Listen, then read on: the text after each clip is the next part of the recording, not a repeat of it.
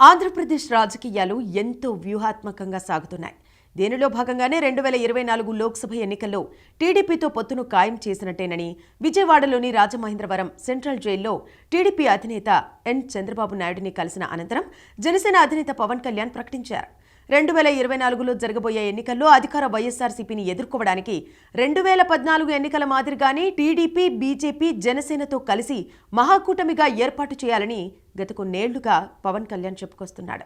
రాజమహేంద్రవరంలో జరిగే ఈ ములాఖత్ ఆంధ్రప్రదేశ్ భవిష్యత్తుకు, రాజకీయాలకు చాలా కీలకమైందని, ఆంధ్రప్రదేశ్ రాష్ట్ర ప్రజలకు వైఎస్ఆర్సీపీని భరించే ఓపిక లేదని, దానిని ఎదుర్కొనేందుకు ఉమ్మడి పోరు అవసరమని జనసేన అధినేత పవన్ కళ్యాణ్ తెలిపారు. జాయింట్ యాక్షన్ కమిటీ కూడా జాయింట్ యాక్షన్ ప్లాన్ గురించి చర్చిస్తుందని, మనం చేతులు కలపాల్సిన పరిస్థితి రావడానికి సీఎం జగన్ ఒక్కడే కారణమని పేర్కొన్నారు. ఆంధ్రప్రదేశ్లో జరుగుతుంది అరాచక పాలన తప్ప మరొకటి లేదన్నారు. ఇప్పటికైనా ఉమ్మడి పోరాటం చేయకపోతే దశాబ్దాల పాటు ఈ అరాచక పాలన ఇలాగే సాగుతుందని ఆయన వివరించారు.